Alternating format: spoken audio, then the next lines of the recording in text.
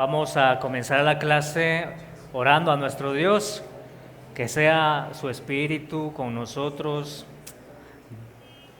para estudiar su palabra. Inclinen sus rostros, oremos. Padre Santo, en esta mañana, una vez más nos acercamos al trono de tu gracia, al trono de nuestro Señor, quien tiene el poder, autoridad, dominio sobre todas las cosas.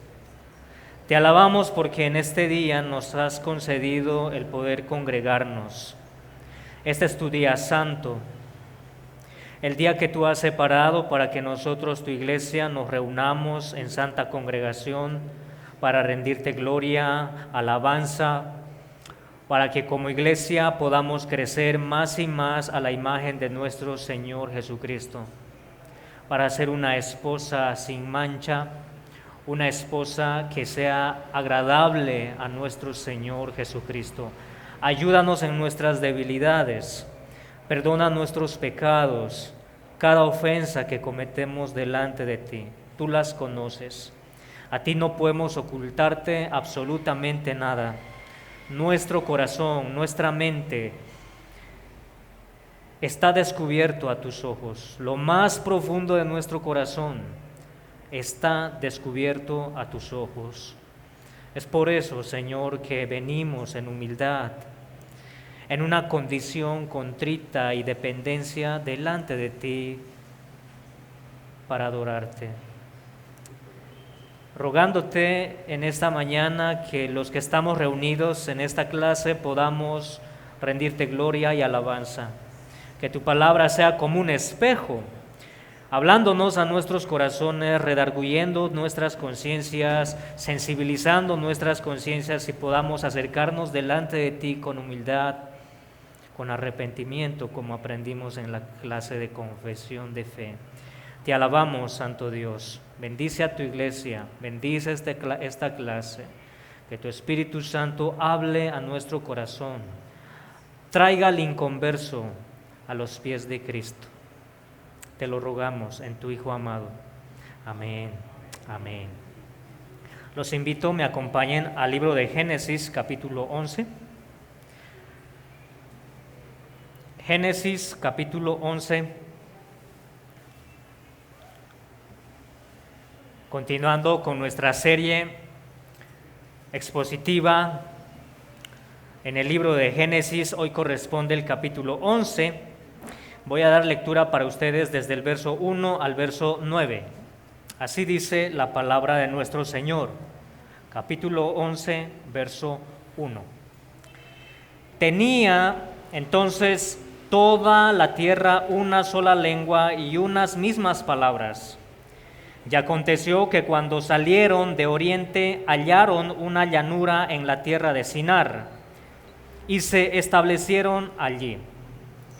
Y se dijeron unos a otros: vamos, hagamos ladrillo y cozámoslo con fuego. Y les sirvió el ladrillo en lugar de piedra y el asfalto en lugar de mezcla.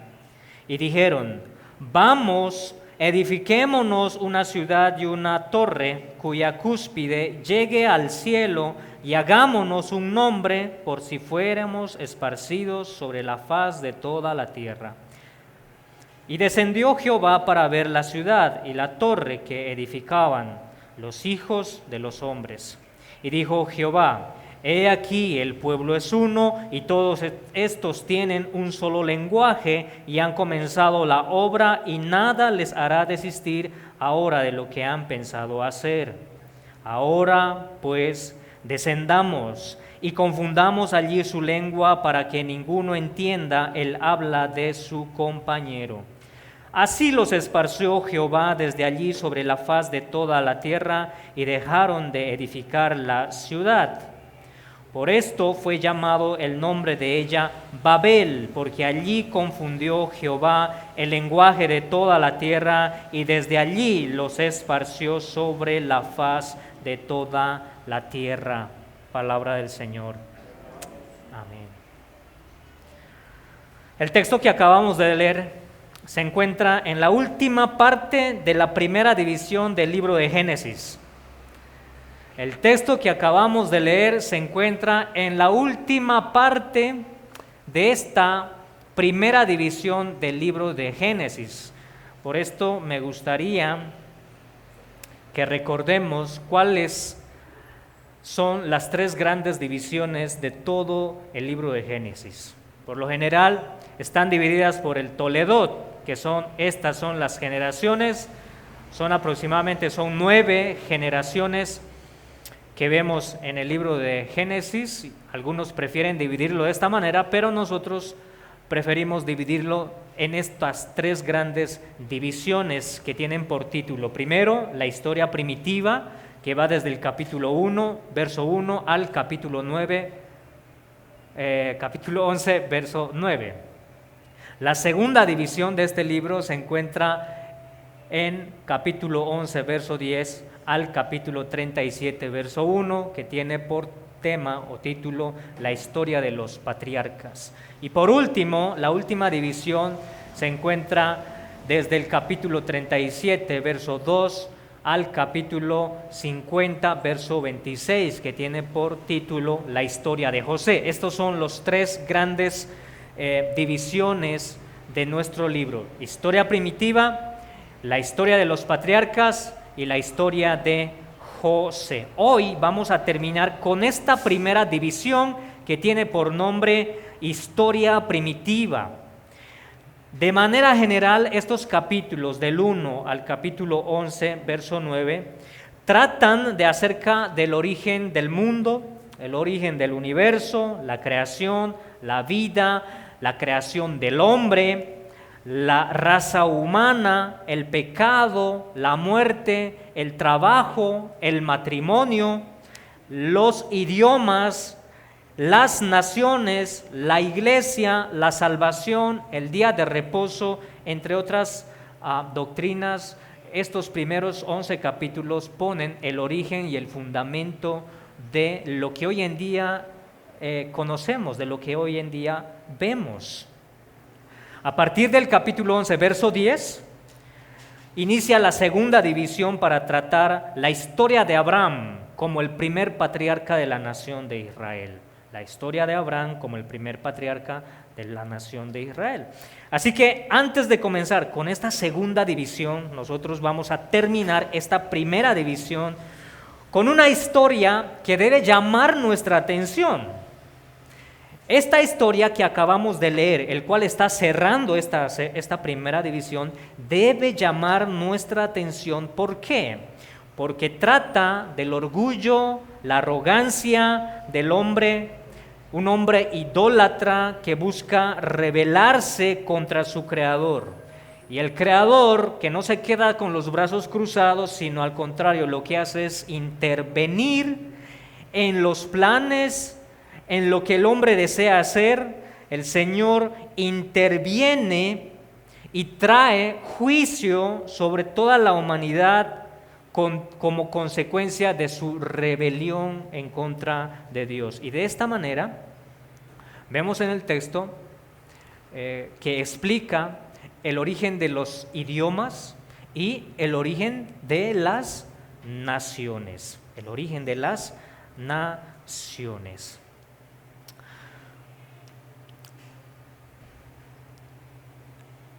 Antes de continuar, es necesario que nosotros hagamos dos observaciones importantes, muy interesantes por cierto. La primera, debemos tener en cuenta que el capítulo 11, que se relata la Torre de Babel, es un capítulo paralelo al capítulo 10. Es un capítulo paralelo al capítulo 10. Ambos textos no son cronológicos. Es decir, que no es que venga primero el capítulo 10 en un periodo y en un segundo periodo venga el capítulo 11. No, sino que ambos capítulos son paralelos, ocurren en un mismo periodo. Y la razón de esto es por lo que el capítulo 10, verso 5, nos habla de que ya existían las lenguas y aún no se menciona a Babel. en el capítulo 10, verso 5. Dice, de estos se poblaron todas las costas, cada cual según su lengua, conforme a sus familias en sus naciones. En este verso del capítulo 10 vemos que los hijos de Jafet ya tenían lenguas diferentes. Cada familia y cada nación ya tenían lenguas diferentes. Y así podemos pensar también de los hijos de Sem y de los hijos de Jafet. Y ahora, otra razón es por lo que dice el capítulo 10, verso 10, donde dice, y fue el comienzo de su reino Babel. ¿En dónde? En la tierra de Sinar. Esta tierra de Sinar lo encontramos en el capítulo 11, verso 2, que toda la humanidad, teniendo una sola lengua, se establecieron en tierra de Sinar. ¿Qué es lo que estamos diciendo con esto, mis hermanos? Que el capítulo 10 y el capítulo 11 son paralelos. Son paralelos. Es muy parecido de lo que vimos cuando estudiamos el capítulo 1 y el capítulo 2 de Génesis. ¿Recuerdan? El capítulo 1 de Génesis nos está hablando de los 6 días de la creación y el capítulo 2 está haciendo énfasis en el día sexto para dar más detalles de la creación del hombre. Bueno, es algo muy parecido de lo que vemos en el capítulo 10 y en el capítulo 11. En el capítulo 10 se está enseñando el origen de las naciones. Y el capítulo 11 nos está dando detalles, la razón del por qué ellos tuvieron que esparcirse y nos da más detalle acerca de cómo era el corazón realmente de esta humanidad que tenía una sola lengua. Es por eso que estos dos son paralelos. Lo segundo que debemos observar en nuestro texto es la estructura. Una estructura que nosotros ya lo conocemos al estilo quiasmo. Las estructuras quiasmos son para enfatizar cuál es el tema, el enfoque de toda la narrativa. Estas estructuras quiasmos nosotros ya lo vimos en capítulos anteriores. Así que este quiasmo que vemos en pantallas es de Stephen Bott, quien organiza este bosquejo al estilo quiasmo, y miren las repeticiones, los parecidos que vemos en los puntos rojos que están en la parte superior y en los puntos verdes que se encuentran en la parte inferior, y en la parte del centro está el énfasis de la narrativa. Miren, por ejemplo, los parecidos que tienen el punto A. Se encuentra en el verso 1, donde nos narra que toda la tierra tenía una sola lengua, la unidad de toda la humanidad en su lengua. Pero en el otro extremo del verso 9, en el punto A, con el color verde, les puse ahí de colores, vemos cómo Dios confundió el lenguaje de toda la tierra y los dispersa. ¿Ven el parecido y el contraste? En el verso 1, la humanidad está unida en su lenguaje, y en el verso 9 Dios los confunde y los esparce. Y lo mismo vemos en el punto B, verso 2, donde ellos se establecieron en una tierra que se llama Sinar. Pero en el verso 8, al otro extremo, vemos que Dios los esparció. Ellos se establecen en un lugar y Dios los esparce de ese lugar hacia toda la tierra. El punto C, ¿qué es lo que se dijeron toda la humanidad que tenía un solo lenguaje? Dijeron, vamos, hagamos ladrillo, en el verso 3. Y en el otro extremo, en el punto C, vemos verso 7, que Dios desciende y confunde el lenguaje de la humanidad para que ellos no tengan comunicación. Se rompe la comunicación. En el punto D, seguimos, ellos dicen, vamos, edifiquemos, en el punto C, D, verso 4 nos dice, edifiquemos una ciudad y una torre. Y en el otro extremo, cuando Dios ve la ciudad que ellos están construyendo, la torre que están construyendo, y dice, ellos no van a cesar de su obra. Y finalmente llegamos al punto central que va a hacer énfasis la narrativa, y descendió Jehová para ver. Ese es el tema, el punto principal de toda la narrativa. Así que el tema consiste en el orgullo, la arrogancia del hombre que es idólatra, que se va a rebelar contra su Creador y que Dios trae juicio como consecuencia de su rebelión, y de esta manera explica el origen de los idiomas y la dispersión de las naciones. Y el título que le hemos dado a nuestra clase es La derrota de Babel. La derrota de Babel, ese es el título para nuestra clase en esta mañana. Y para que nosotros podamos entender lo que acabamos de leer en Génesis, debemos hacernos las siguientes preguntas. ¿Qué significa este pasaje para el pueblo de Israel que está en peregrinación en el desierto? ¿Cuál es el mensaje para Israel? Segundo, ¿cómo el relato de la Torre de Babel ayuda a los israelitas a conquistar la tierra prometida? Ellos en el desierto están camino a la tierra prometida.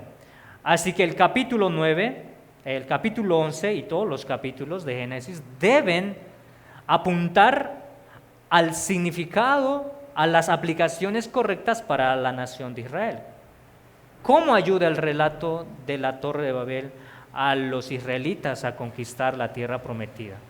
La otra pregunta, ¿cuál es el mensaje para la iglesia? Una vez que aplicamos el texto al pueblo de Israel, así también debemos aplicar el mensaje hacia nosotros. Y por último, ¿cómo vemos a Cristo en Génesis capítulo 11, verso 1 al 9? Si nosotros respondemos estas preguntas, mis hermanos, tan importantes, es necesario para nosotros para que entendamos cuál es el significado para nosotros como iglesia en nuestros tiempos. Así que vamos a comenzar nuestra clase, ya cerrando esta introducción con el bosquejo. El bosquejo de nuestra clase está dividido en 5 partes. Primero, la unidad de los hombres, verso 1 y 2. Segundo, la rebelión de los hombres, verso 3 y 4. Tercero, la intervención de Jehová, verso 5. Cuarto, el juicio de Jehová, versos 6 y 7. Y por último, la dispersión. Ahí el artículo está mal, ¿cierto? La dispersión de los hombres, verso 8 y verso 9. Y miren que en este bosquejo encontramos quiasmo. Miren el punto 1, unidad. El punto 5, dispersión. El punto 2, rebelión de los hombres. El punto 4, el juicio de Dios. Y por último, la intervención de Dios. Es la forma como en la sabiduría que Moisés tiene al redactar de manera especial estos relatos, ¿verdad? Entonces miren cómo comienza el texto para hablarnos de la unidad de los hombres. Verso 1 nos dice: tenía entonces toda la tierra una sola lengua y unas mismas palabras. En el texto se encuentra en una época postdiluviana. Recordemos que Noé salió del arca y toda su familia, los 3 hijos, Sem, Cam y Jafet. Por tanto, toda la tierra tenía una sola lengua. Toda la tierra se refiere a Sem, Cam y Jafet y a todos sus hijos que se mencionan en el capítulo 10. Así que hay una evidencia interna bíblica hubo una época en la que el mundo tenía una sola lengua, y a esto también podemos mencionar una referencia extrabíblica. No solamente la Biblia nos habla que la tierra tenía una sola lengua, sino también en el comentario de Stephen Bott relata o menciona más bien a un documento sumerio que es conocida como la Enmerkar o el Señor de Aracta. Que en este documento, el sumerio, un documento de los documentos más antiguos en Mesopotamia, de las civilizaciones más antiguas en la tierra, este documento hace referencia a que realmente hubo una época en la que todos los hombres tenían un solo idioma, pero que estos hombres tenían, o más bien fueron confundidos en su lenguaje porque un dios rival al que ellos adoraban se había opuesto. Ellos adoraban a un dios que era conocido como Entil o Enlil, Y ellos dicen que apareció otro dios, el dios rival que se llama Enki, y bueno, él por su celo de toda la nación adorando a este dios, entonces vino y confundió toda la tierra. Pero lo cierto es que un texto extrabíblico confirma de que realmente hubo una época en que la tierra tenía un solo lenguaje. Y lo que vemos ahora en nuestro verso 2, que toda esta humanidad, todos los hombres que tenían un solo lenguaje, salieron del oriente para hallar una llanura en las tierras de Sinar y se establecieron ahí. Verso 2. En el verso 2, ellos salieron, es decir, que migraron, hicieron un largo viaje. ¿Desde dónde? No lo sabemos, probablemente desde el monte de Ararat, donde reposó el arca de Noé, que está mucho al oriente, mucho más al oriente de donde está Canaán o Mesopotamia más bien. Y lo que hicieron fue trasladarse de alguna otra manera desde allí, hacer un viaje largo hasta las tierras de Sinar. Miren, allí en imagen nosotros tenemos un mapa del lugar donde se establecieron. Ven en el mapa el río Tigris y el río Éufrates, toda esa llanura conocida como la luna fértil, donde está ocupando Mesopotamia y en una forma de L está bajando a las tierras de Canaán o la tierra prometida, ¿cierto? Toda esa región verde. Bueno, allí ustedes ven una torre donde muy probablemente fue edificada la Torre de Babel y esta gran ciudad. Babel es otra palabra para Babilonia, es la misma palabra. Babel y Babilonia es la misma palabra y muy bien podía haberse ubicado en esa región.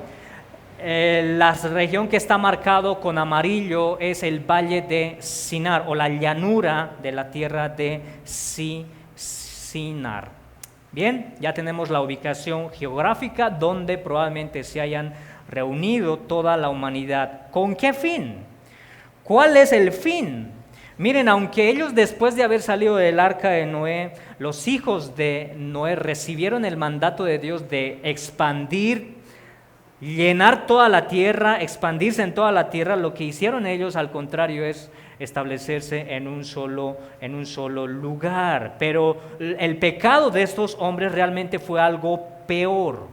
No solamente el conflicto de que ellos se establecieron en un solo lugar, sino que también, miren, está incluido ahí no solamente Jafet, no solamente Cam, sino también los hijos de Sem. Todos ellos, los hijos de Sem, también estaban allí. Se supone que los descendientes de Sem y Sem deberían distinguirse de los hijos de Canaán o de Cam o los hijos de Jafet, porque se supone que ellos son de la simiente de Eva, los cuales recibieron la bendición de Noé. Pero ellos están juntos. ¿No les parece eso como hablándonos más que de unidad se tratara? Sino que los hijos de Sem también están participando de la maldad y el pecado de los hijos de Cam y los hijos de Jafet. La pregunta es, ¿con qué fin? ¿Cuál es el propósito con el cual ellos se reúnen en esta tierra? En el verso 3 nos va a hablar de la rebelión de estos hombres. Realmente el verso 3 y el verso 4 nos muestra el corazón que tenían estos hombres. Verso 3, y se dijeron unos a otros, vamos, hagamos ladrillo y cozámoslo con fuego. Y les sirvió el ladrillo en lugar de piedra y el asfalto en lugar de mezcla. Verso 4. Y dijeron, vamos, edifiquémonos una ciudad y una torre cuya cúspide llegue al cielo. Hagámonos un nombre por si fuéramos esparcidos sobre la faz de toda la tierra. Miren estas expresiones, estos verbos. Vamos, hagamos. Vamos, edifiquémonos una ciudad, una gran torre, hagámonos un gran nombre, por así decirlo. De hecho, eso es lo que dice el texto, hagámonos un nombre. Estas expresiones nos hablan del corazón que tenían todos los hombres en aquella época. Así como los hijos de Sem, que se suponía que deberían distinguirse, incluidos Sem y sus hijos, Cam y sus hijos, Jafet y todos sus hijos, todos ellos se corrompieron de alguna manera, mis hermanos. Y su plan consistía en edificar una ciudad y en medio de esta ciudad levantar una torre muy alta cuya altura llegara hasta los cielos para hacerse un nombre. Entonces vemos primero la ciudad. Ellos planearon edificar una ciudad. Y esto lo vemos también, ya lo vimos en un capítulo anterior. ¿Recuerdan el capítulo 4, verso 17? Miren lo que dice. Y conoció Caín su mujer, la cual concibió y dio a luz a Enoc, ¿ven? De los descendientes de Caín. Y edificó una ciudad y llamó el nombre de la ciudad del nombre de su hijo, Enoc. Entonces es el mismo corazón de la familia y del linaje de Caín, de la simiente de la serpiente, buscar su nombre, ser enaltecido, poniendo su nombre a tal ciudad. Y es lo mismo que vemos en los hijos de los hombres del capítulo 11. Y luego nos dice no solamente una ciudad, sino también la torre. Esta torre del cual vemos en nuestro texto es conocido como el Sigurat. El Sigurat es una torre muy alta que se construían en las tierras de Babilonia. Estamos hablando aproximadamente de 2700 antes de Cristo. Mientras que en Egipto eran las pirámides, esos templos, las pirámides que eran tumbas y entre otras funciones que tenían. Por otro lado tenemos en Mesopotamia las construcciones del Sigurat. El Sigurat tenían esta forma que tenemos en imagen, eran torres escalonadas que podían ser cuadradas o rectangulares, y estas podrían ser de 5, 6, 7 pisos o más, con un detalle, que al final o en la cúspide de esta torre tenían una capilla, era un templo. Y hoy en día todavía estos sigurats en ruinas, que no son la Torre de Babel, pero todavía hoy en día quedan estas ruinas en Mesopotamia, que no son la Torre de Babel. Pero en eso consistía esta torre o esta sigurat. ¿Y cuál era la creencia, la fe de estos mesopotamios? Es que ellos creían de que al poner un templo al final de esta gran torre, era con el fin de tener una conexión con los dioses, como los astros, las estrellas. El pastor Alejandro tiene una enseñanza sobre este capítulo, y él menciona de que el techo de esta capilla que queda en la cúspide de este templo era un techo abierto en forma de círculo, y tenían en el templo agua para cuando el Dios de ellos bajaran. El hombre debe subir, ahí como lo está en la imagen, debe subir hasta el templo. En ese templo espera a que Dios baje, a que los dioses bajen, y que con una coca de agua les dieran a su Dios para que descanse. Y una vez que el Dios reposa ahí, baja a la tierra por las mismas escalas que el hombre sube para bendecir sus cosechas, y otra vez regresa al templo, y otra vez reposa, descansa, y otra vez vuelve a los cielos. Esa era la creencia de estos babilonios. Así que era muy similar lo que estaban construyendo estos hombres, ¿sí? El sigurat, esto nos representa, hermanos, de que el hombre realmente se estaba volviendo en contra de Dios. Están levantando los puños en contra de Dios. Y miren lo que dice lo tercero, un nombre. El nombre, en otras palabras, ellos están buscando alimentar su ego. El ego de estos hombres es levantar contra Dios, sus puños contra Dios. No necesitan de Dios para ser como Dios. Ellos prefieren ser dioses a sí mismos, buscar fama, buscar poder, buscar dominio. Son ególatras y al mismo tiempo son idólatras. El tamaño de la torre, la altura de la torre que ellos quieren construir, podrían hablar del tamaño del ego que tenían estos hombres. La gran ciudad que ellos querían construir era el tamaño del ego que estos hombres tenían en sus corazones. Se hicieron dioses a los astros, a las estrellas, a otras divinidades. Cayeron en pecado de la idolatría, porque miren lo que dice el texto. Hagámonos un nombre por si fuéramos esparcidos sobre toda la faz. Miren cuál es la determinación de estos hombres, de permanecer en su corazón envanecido. Ellos saben que de alguna manera Dios tiene que intervenir, porque Dios les dijo que ellos se esparzan, pero al no esparcirse ellos piensan, si hacemos esto, probablemente Dios venga y nos esparzan, pero ellos están determinados. No va a haber nada que cambie su opinión.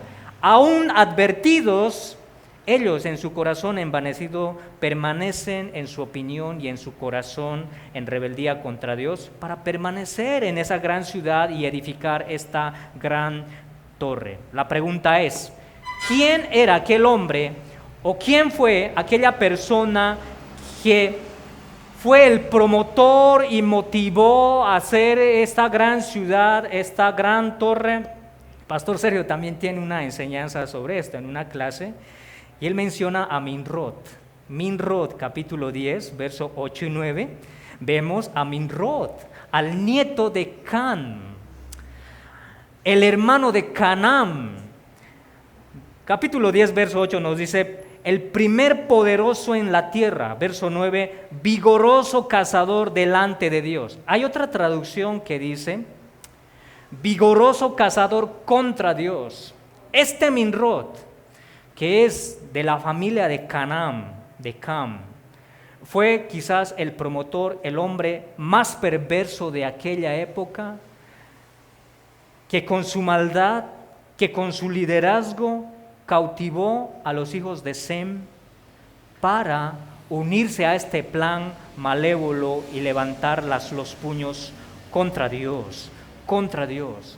Este texto, estos versos 1, 2 y 3 nos hablan del corazón del hombre. Este corazón que no se ha perdido, este mismo corazón lo vemos en nuestros días.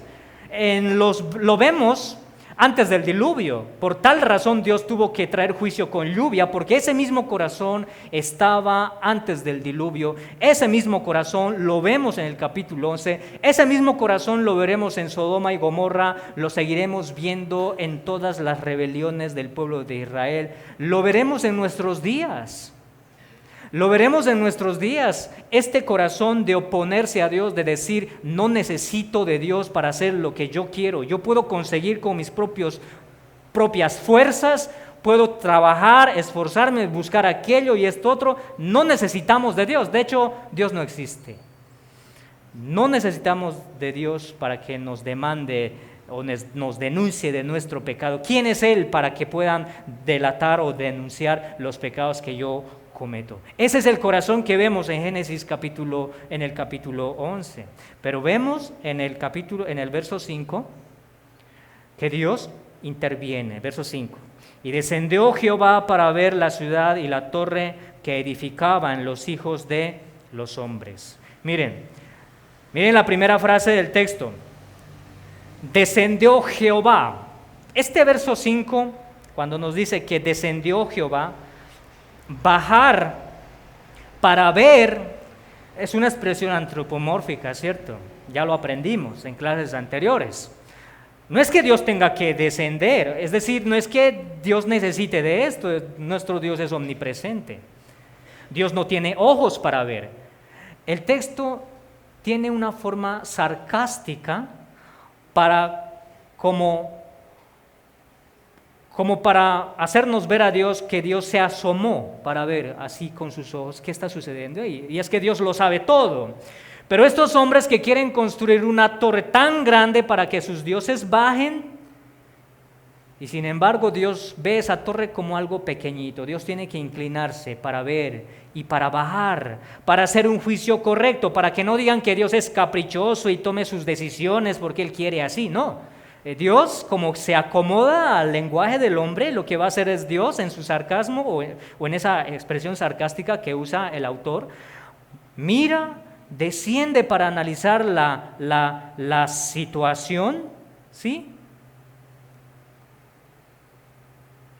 Y de una manera el texto lo que hace es burlarse de estos hombres, porque la trascendencia y la omnipotencia de Dios es mucho más grande del corazón de estos hombres. La diferencia abismal que existe entre lo que es Dios en sí mismo y lo que son los hijos de los hombres, las criaturas, los hombres terrestres que habitan aquí en la tierra.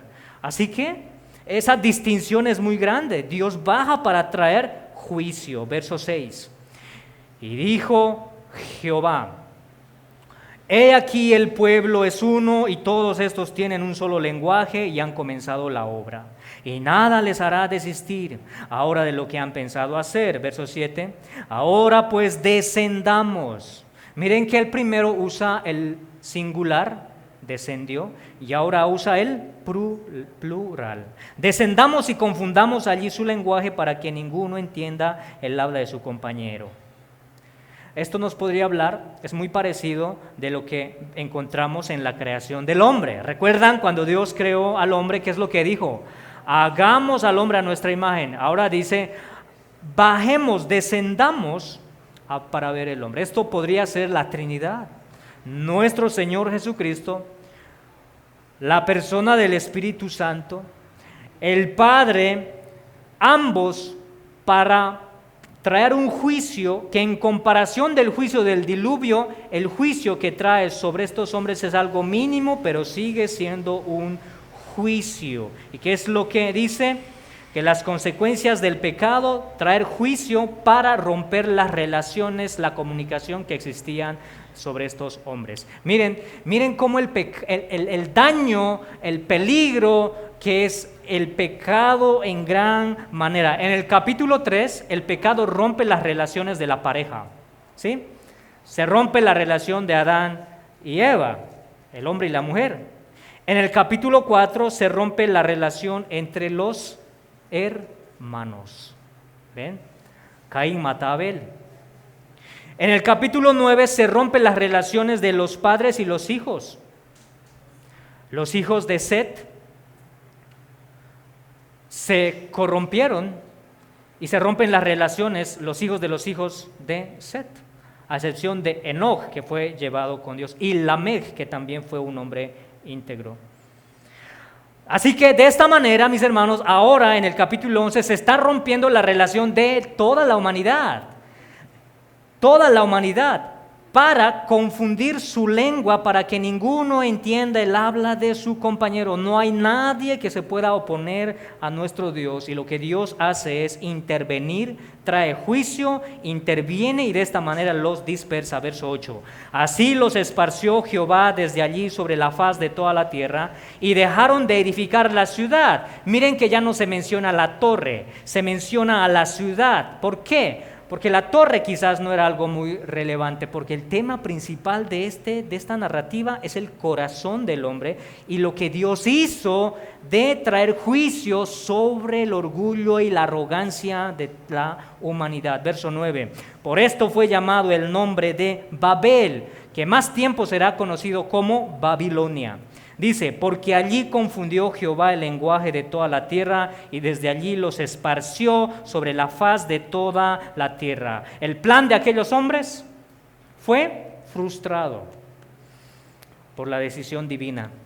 Fue frustrado por la intervención de Dios.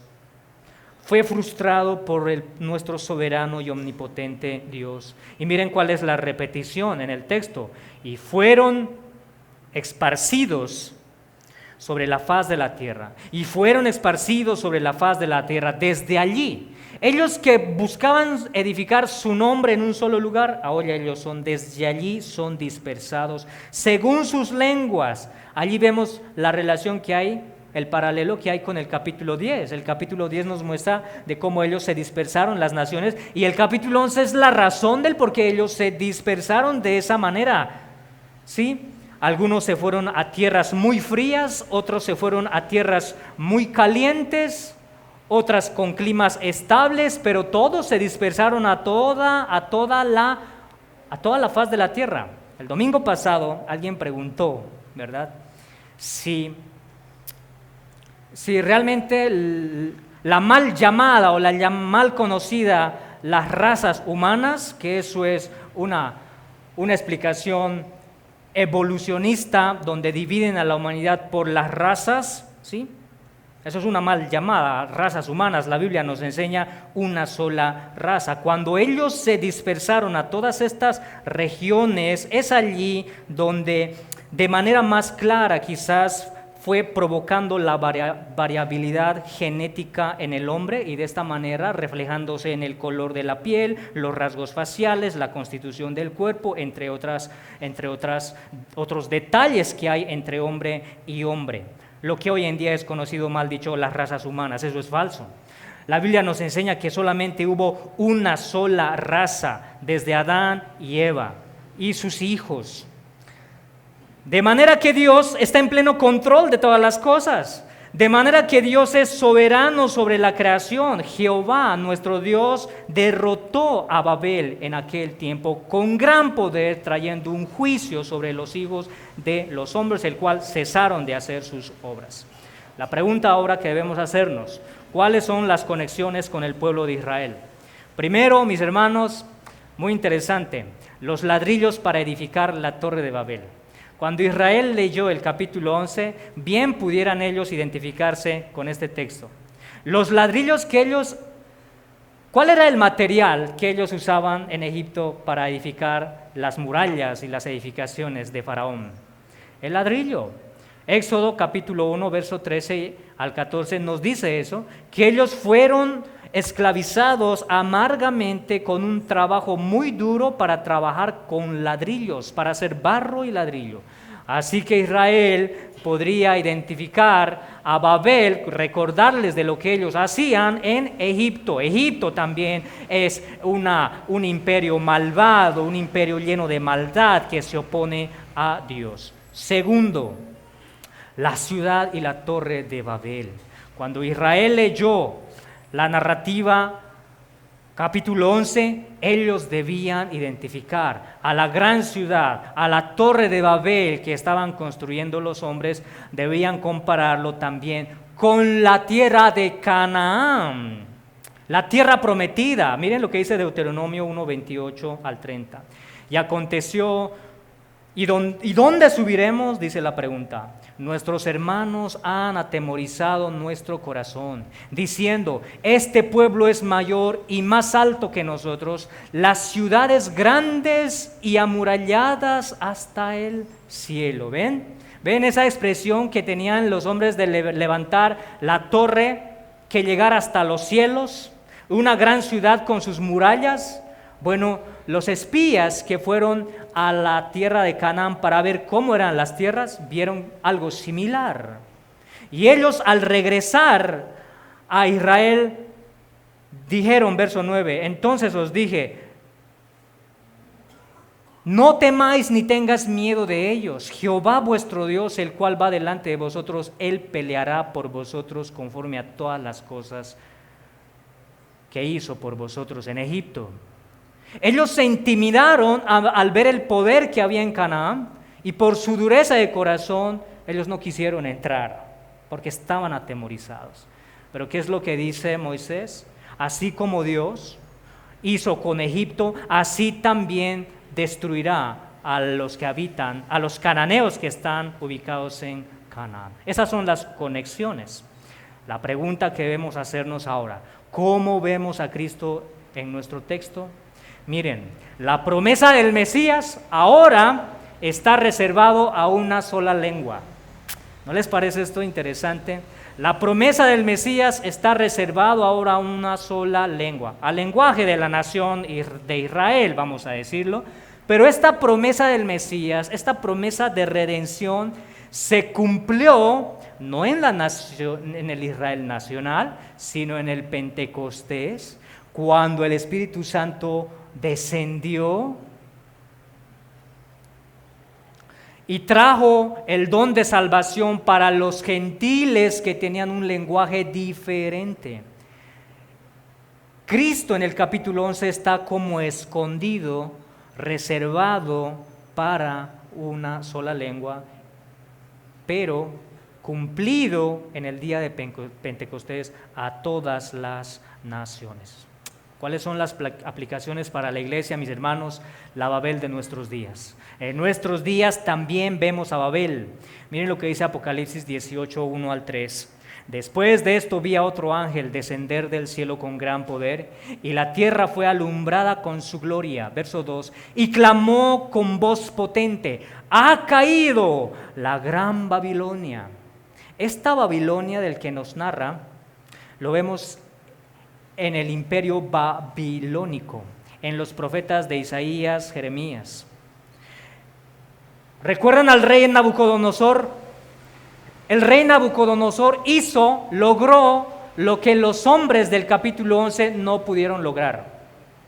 En el capítulo 11, los hombres querían edificar una ciudad, un templo, y Dios frustra los planes. Pero cuando viene Nabucodonosor, él construye este gran poder. Él edifica las murallas, edifica la ciudad, él contempla su templo, lo que hizo, y él se llena de arrogancia y de poder. ¿Y qué es lo que hace Dios?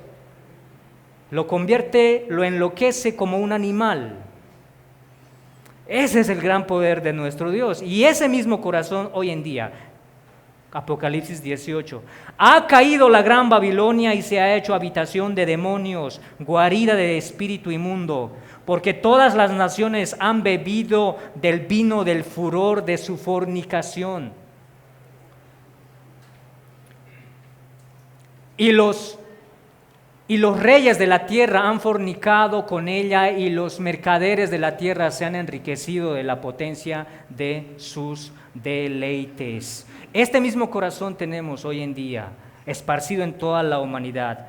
La Babilonia, la Babel de nuestros días, está caracterizado por eso, porque se rebelan contra Dios. Están en fornicaciones, en los placeres, en robos, en corrupción, en mentira, en buscar que su nombre sea enaltecido. Y nosotros estamos en medio de ella. Y es por eso que también la segunda aplicación para nosotros es la batalla, una batalla espiritual contra Babel. Miren lo que se nos demanda a nosotros en Apocalipsis, capítulo 18, versos 4 y 6. Y oí una gran voz del cielo que decía: salid de ella. Iglesia, salgan de ella, pueblo mío, para que no seáis partícipes de sus pecados, ni recibáis parte de sus plagas. Dadle a ella como ella os ha dado, y pagadle doble según sus obras. En el cáliz, en la ira que ella puso Babilonia sobre vosotros, asimismo en que ella preparó bebida, prepararle también así a vosotros. Capítulo 18, verso 1. Después de esto, vi a otro ángel descender del cielo con gran poder, y la tierra fue alumbrada con su gloria. Leamos este texto, leo para ustedes, pero ustedes piensen en Cristo y piensen en Babel. Miren lo que se dice: después de esto vi a otro ángel descender del cielo con gran poder, y la tierra fue alumbrada con su gloria. Y clamó con voz potente: ha caído la gran Babilonia. Verso 15. Los mercaderes de estas cosas se han enriquecido a costa de ella. Se pararán lejos por el temor de su tormento, llorando y lamentando y diciendo: ay, ay de la gran ciudad que estaba vestida de lino fino, de púrpura y de escarlata, y estaba adornada de oro, de piedras preciosas. Verso 17. Porque en una hora han sido consumidas tantas riquezas. Verso 18. Y viendo el humo de su incendio, dieron voces diciendo: ¿qué ciudad era semejante a esta gran ciudad?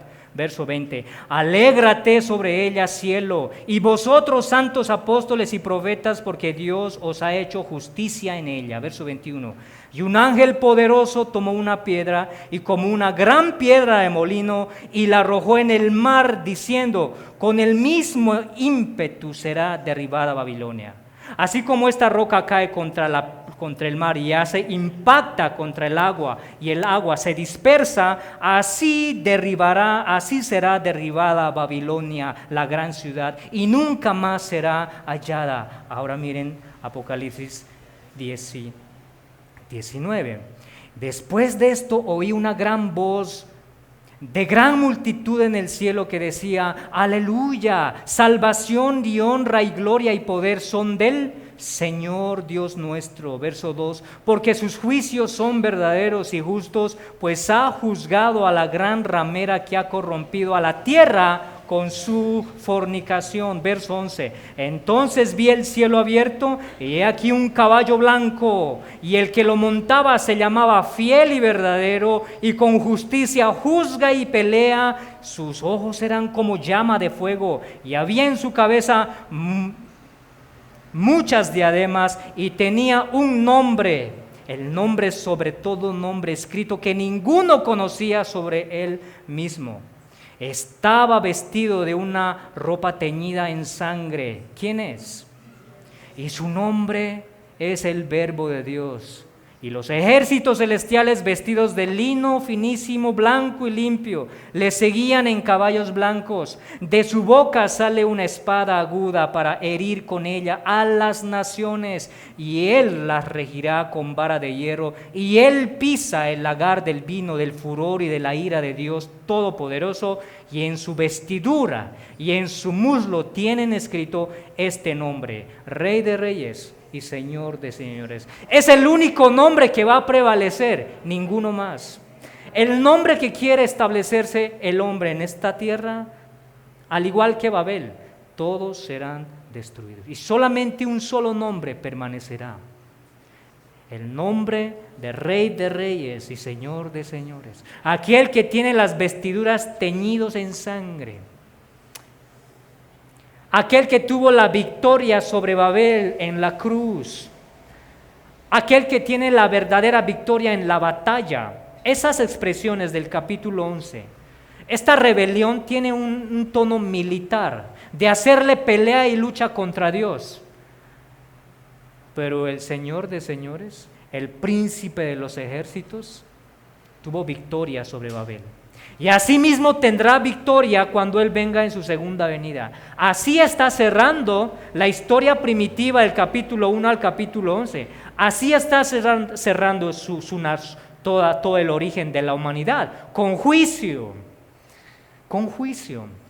y con una esperanza para su iglesia, que su iglesia saldrá de ella y estará con Cristo. Querido amigo que nos visitas en esta hora, este texto también se aplica a ti porque tu corazón es como Babel. Tu corazón está lleno de orgullo, lleno de arrogancia, tu ego está por encima de todas las cosas. Para ti lo más importante es trabajar, estudiar, casarte, hacer muchos planes sin tener en cuenta a Dios. No necesitas a Dios, ese es tu corazón engañoso. Por tanto, también necesitas que Dios intervenga en tu corazón para que te muestre tu pecado, te muestre tu orgullo, tu arrogancia, tu falsa fe. El qué dirán los hombres. Solamente Dios conoce tu corazón, y un día el Señor va a descubrir las intenciones de tu corazón y traerá juicio en aquel día si no te arrepientes. Si no vienes en arrepentimiento delante de Él y contemples a aquel que es soberano y tiene el poder sobre todas las cosas. Vamos a orar. Santo Dios, te damos gracias una vez más. Bendice tu palabra leída. Gracias por este hermoso y maravilloso pasaje. Bendice a tu pueblo que la escuchó, que quede grabada en el corazón, que lo vuelvan a escuchar y que quede grabada en sus corazones. Trae salvación a aquellos que no te conocen. En Cristo Jesús te alabamos. Amén.